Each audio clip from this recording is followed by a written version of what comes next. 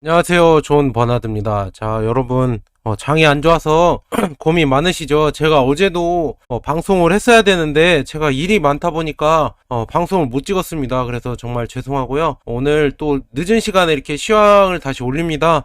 제 시황을 올릴 때 미국 장이 열릴 것 같은데 그냥 일단은 빨리 찍어서 올리는 게 목표니까 지금 늦은 시간에도 지금 찍어서 올리고 있습니다. 지금은 15일 오후 9시 9분에 촬영을 하고 있습니다. 자, 그래서 제가 해드릴 얘기는 TQQQ랑 나스닥 및 ETF 시황 한번 해드리고요. 그 다음에 미국 경제랑 우크라이나 전쟁 이거에 대해서도 지금 돌아가는 판세를 같이 한번 보도록 하겠습니다. 그리고 앞으로 우리의 대응 방안에 대해서도 한번 보도록 하겠습니다.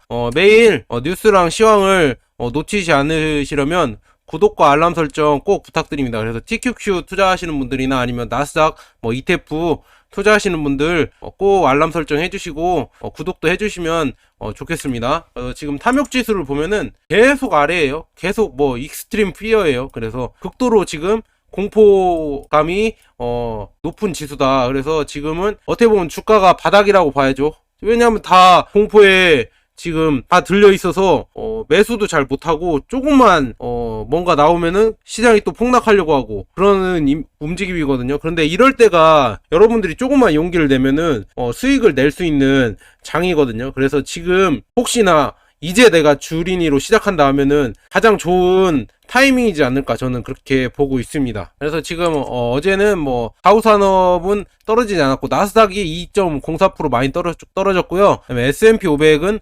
0.74% 이렇게 하락한 모습입니다. 요즘 계속 빠지고 있잖아요. 그래서 맵을 보시면은 마이크로소프트도 1.3% 빠지고 구글도 많이 빠졌죠. 2.86 빠졌고 아마존도 2.57, 그 다음에 테슬라가 이제 700달러다가 됐거든요. 그래서 3.64% 빠지고 애플은 2.66. 근데 여기 보시면은 금융이랑 보험주가 녹색이잖아요. 왜 이렇게 올랐냐? 이제 금리 인상 15일, 16일 FOMC 회의가 있잖아요. 그래서 거기서 이제 금리 인상을 발표할 것 같으니까 금융주가 또 따라서 오르는 것 같습니다. 그리고 또 유가는 또 떨어지고 있네. 에너지 주식들은 이번엔 좀 떨어지고 있거든요. 그래서 유가도 한번 보도록 하겠습니다. 그래서 지금 금리 인상이 예정되어 있고 또 시장이 불안하니까 원달러 환율은 진짜 극악으로 이렇게 올라가고 있네요. 1245원 이렇게 많이 올라가고 있습니다. 그래서 우리는 지금 물가도 많이 오를 것 같다. 그리고 브렌트유 있잖아요. 원유 국제 유가는 200달러 간다고 했었는데 한 120달러 후반 128달러 정도에서 상승을 받고 하락하면서 이제 100달러 미만 98달러까지 내려왔거든요. 그래서 여기서 안정세를 찾고 더 내려가는지 아니면 더 올라가는지는 봐야 되는데 일단은 유가는 내려와져서 그나마 한시름 놓은 거 아닌가 그렇게 보고 있습니다. 그러나 국제유가는 떨어지지만 국제유가가 떨어졌다고 우리나라 휘발유 가격이 떨어지는 거 아니죠. 오를 때는 빠르게 오르고 내려올 때는 엄청 천천히 거북이죠. 오를 때는 막 토끼처럼 엄청나게 빨리 오르고 그다음에 국제유가가 떨어질 때는 엄청 거북이처럼 점점 늦게 떨어집니다. 우리나라 휘발유 가격 원래 그렇습니다. 그리고 오늘 10시 반에 미국 생산자 물가지수 PPI가 발표하는데 이것도 올라가는 흐름이지 않을까 그렇게 보고 있습니다. 왜냐하면 국제유가도 오르고 전쟁 때문에 일단 인플레이션이 발생했거든요. 그래서 요즘 막 말하는 게 물가 상승도 하고 경기 침체도 오는 스태그플레이션이 오냐 막 이런 얘기도 많이 하잖아요. 이게 안 오려면은 일단 전쟁이 마무리돼야 되는데 전쟁도 지금 마무리되려면은 아직 모르겠습니다. 지금 언제 마무리될지도 모르고 더 오래 갈 수도 있고 약간 그런 모습이고 그리고 악재가 다 겹쳤습니다. 원래 15일, 16일 FOMC에서 기준금리 인상을 한다고 거의 확실시 됐잖아요. 원래는 전쟁 나기 전에는 0.5% 할 거다 그렇게 했었는데 지금 전쟁 나고 좀 여타 상황이 안 좋으니까 0.25로 할 거다 이게 거의 굳어지는 느낌이잖아요. 근데 일단은 우리가 투자하는 TQQQ든 QQQ든 SPY든 약간 기술주가 많잖아요. 기술주들은 일단은 금리 인상을 한다고 하면은 악재입니다. 악재. 0.25%를 하든 0.5%를 하든 금리 인상한다는 자체도 원래 이벤트도 악재인데 일단은 금리 인상은 거의 확실시해졌고 이런 악재도 있고 그 다음에 인플레이션 악재도 있고 원유 가격이 올라서 그런 것도 악재가 있고 그 다음에 전쟁 악재도 있고 여러 개가 다 뭉쳤습니다. 그리고 코로나도 아직 안 끝났고 코로나 악재도 있고 그렇게 여러 개가 다 뭉쳐서 지금이 진짜 주가가 엄청나게 떨어질 때거든요.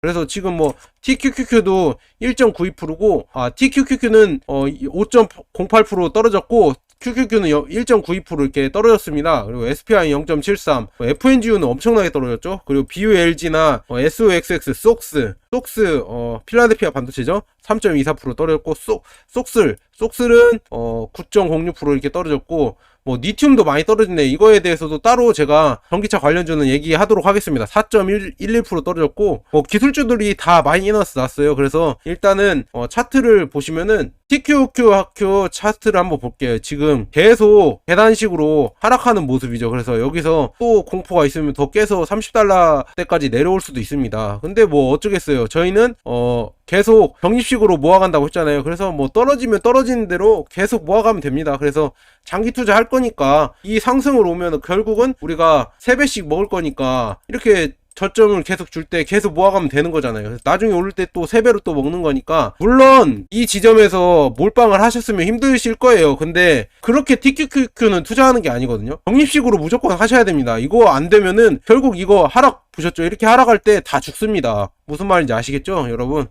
QQQ도 적립식으로 가는 게 좋죠. 어떤 주식이든 그냥 거치식으로 하면은 진짜 내가 엄청나게 존버해서 1배짜리는 뭐 거치식으로 하셔서 한 번에 투자하셔도 진짜 극도로 장기 투자한다고 하면은 다 버시긴 하는데, 3배짜리는 특히나 3배짜리는 거치식은 좀 아닙니다. 적립식으로 꼭 하셔야 되고, 그리고 1배짜리도 적립식으로 하는 게 그래도 이 변동에서 살아남을 수 있는 개미 투자자의 높은 성공 확률이거든요. 그래서 다 적립식으로 하셨으면 좋겠습니다. 저도 적립식으로 하고 있고, 여러분들도 제 방송을 보신다면은 적립식으로 투자를 해서 들어가셨으면 좋겠습니다.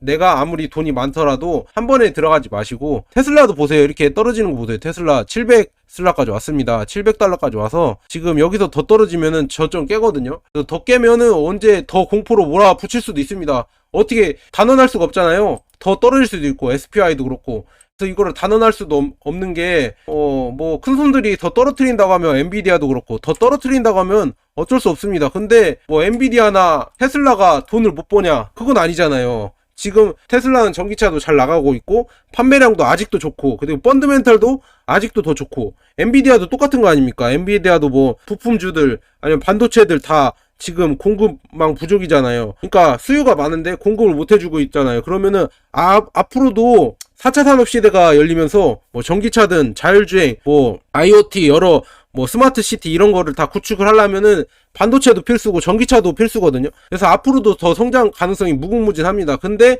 지금 여러 가지 매크로 이슈들이 많이 있으니까 전쟁 이슈나 뭐 금리 인상이나 인플레이션이나 막 여러 가지 악재가 겹치니까 결국은 주가가 오를 수가 없는 겁니다. 이렇게 떨어지는 겁니다. 그러면은 괴리감이 있으니까 이때 매수를 하시는 거예요. 매수를 하셔서 가시는 거예요. 여러분들 어느 정도 중수 이상이신 분들은 무슨 말인지 이해가 가실 겁니다. 그래서 어떻게든 내가 뭐 하락을 견디려면은 결국은 어떤 주식이든 적립식으로 가는 게 답이다. 저는 그렇게 보고 있습니다. 왜냐하면은 시장 뭐 단기의 등락은 신도 맞출 수 없으니까. 그래서 저도 지금 TQQQ 투자하고 있습니다. 그런데 지금 마이너스 30% 났거든요. 근데 걱정을 안 해요. 왜냐하면은 계속 적립식으로 모아갈 거거든, 장기 투자로. 그래서 이렇게 계속 모아갈 거니까 마이너스 30% 나도 걱정을 안 합니다. 저는 뭐 이게 꾸나 그냥 약간 예전에 제가 워낙 개별주로도 많이 깡통을 차보고 그래서 스탁론도 써보고 그런 것 때문에 그런 거일지도 몰라도, 뭐 TQQQ 이거 30% 빠진 건 그냥 애교예요. 계속 이제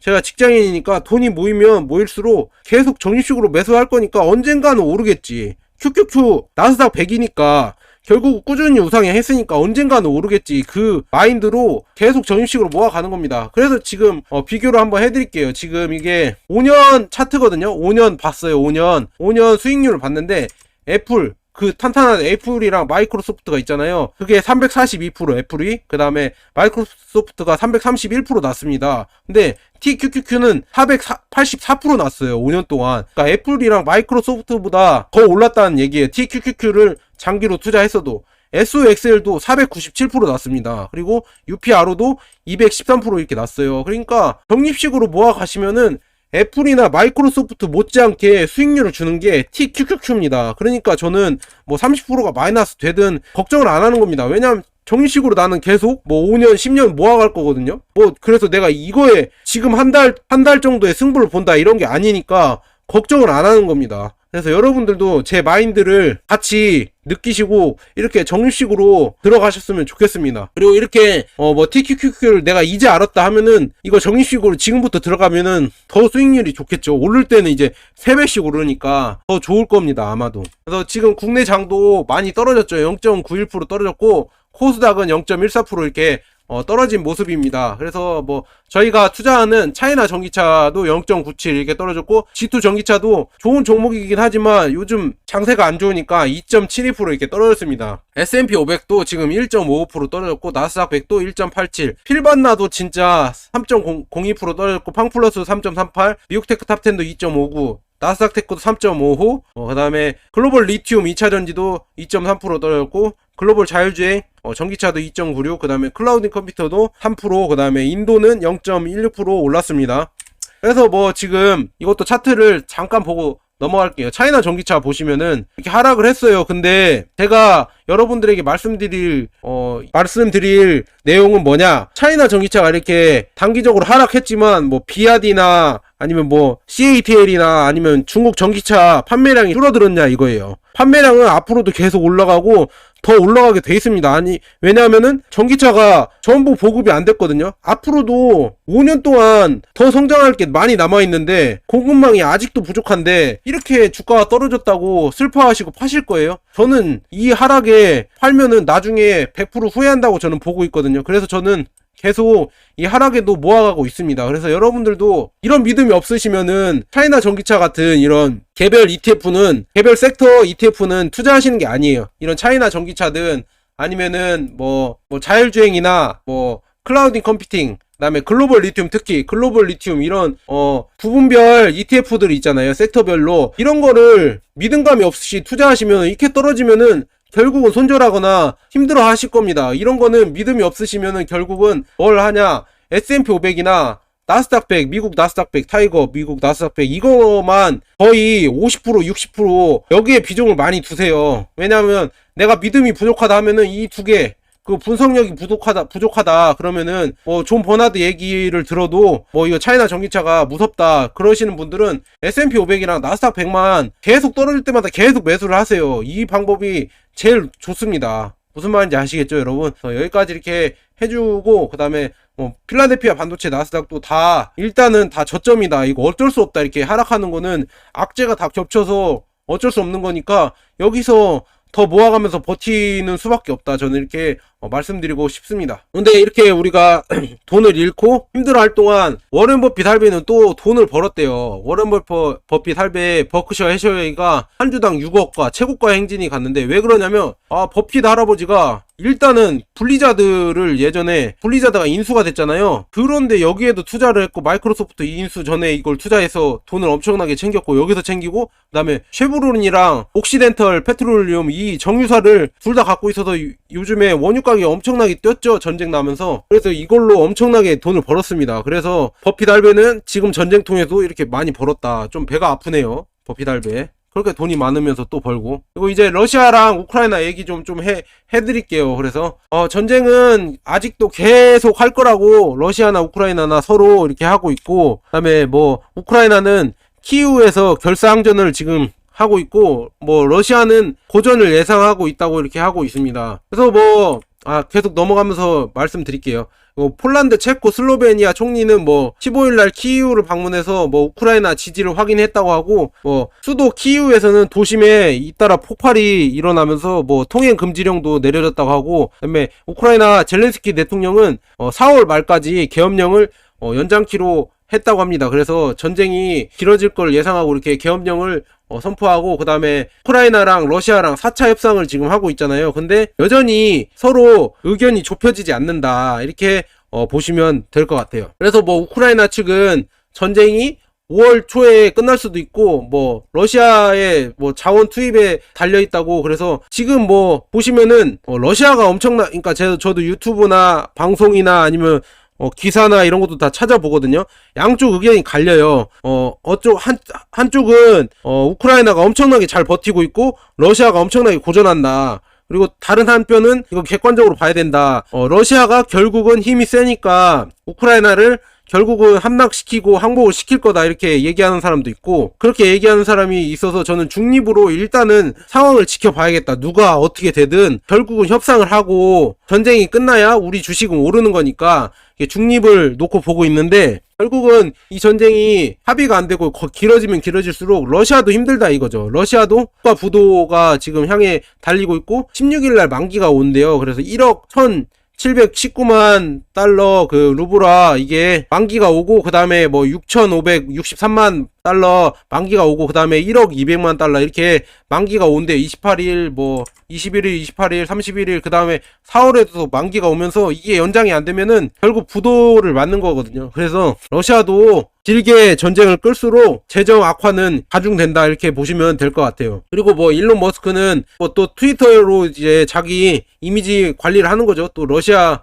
우크라이나를 도와주면서 푸틴에게 뭐 결투를 신청한다, 뭐 이렇게 1대1 결투를 신청한다, 우크라이나를 걸고 붙자, 뭐 이런 식으로 이 싸움에 동의하느냐, 뭐 이렇게 크렘린궁 계정을 태그를 했대요. 그래서 이렇게 머스크 형님은, 테슬라의 머스크 형님은 엄청나게 자기가 뭐 약간 영웅 빙의를 해서 어그로를 엄청나게 끄신다 이렇게 보시면 될 것 같아요. 이게 뭐 일종의 자기 이미지 메이킹이죠. 자기는 뭐 선이고 히어로다, 약간 이런 이미지를 주려고 계속 노력하고 있습니다. 그래서 지금 보시면은 결국은 이 전쟁이 왜 벌어지고 누가 유리하냐, 서로 양쪽 다 의견이 갈려요. 뭐 우크라이나가 잘 맞고 결국은 뭐 러시아가 이렇게 버티는 우크라이나를 못 이기고 후퇴할 것이다, 뭐 이렇게 얘기하는 사람도 있고, 결국은 러시아가 세니까 우크라이나를 함락을 시키고 항복을 받아내서 협상을 할 것이다, 뭐 이렇게 얘기하는 사람도 있어요. 근데 저는 그냥 중립을 놓고 보고 그냥 객관적으로 이렇게 보면은 결국은 어떤 나라든 도와주는 나라는 없다. 그러니까 뭐 경제적으로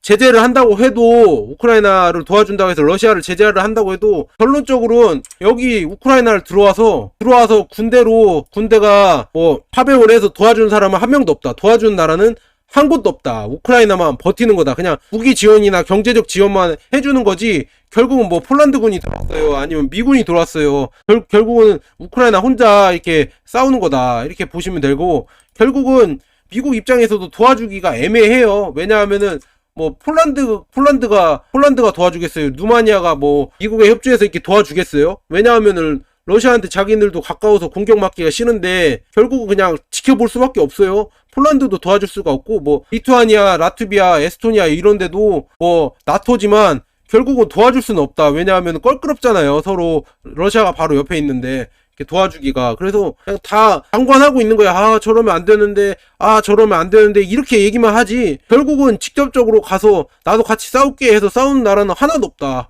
미국조차도 도와주지 않는다. 그래서 여기서 우리가 느낄 수 있는 결론은 뭐냐, 경제적으로 말고도 우리나라도 잘 보고 배워야 됩니다. 결국은 뭐 러시아가 침략한 거는, 공격한 거는 나쁜 건 맞습니다. 결국은. 그런데 우크라이나 자체적으로도 분석을 해보면은 우크라이나 자체도 잘못을 한 거죠. 왜냐하면은 일단 제가 간략하게만 설명을 해드리면은 결국 우크라이나도 정치인들이 잘못한 거예요. 예전에 친러파가 정치를 오기도 했고, 그 다음에 반러파가 정치를 지금 장악해서 이렇게 이런 사태가 났지만, 결국 친러 반러 왔다리 갔다리 하면서 국민들이 그렇게 뽑아줬고, 그 다음에 부패를 했고, 정치인들이 부패를 했고, 그 다음에 지금 정치인들은 결국은 반러 감정만, 우리가 반일 감정 고조시키듯 반러 감정만 고조를 시키면서 자기 정권 유지에만 힘을 썼거든요. 결국은 그래서 이런데 크림반도나 도네츠크, 루간스크에 사는 러시아 국민들이 있을 거란 말이에요. 근데 러시아도 러시아 국민이지만, 러시아에서 온 사람들이지만 우크라이나가 좋아서 왔단 말이에요. 근데 그런 사람들을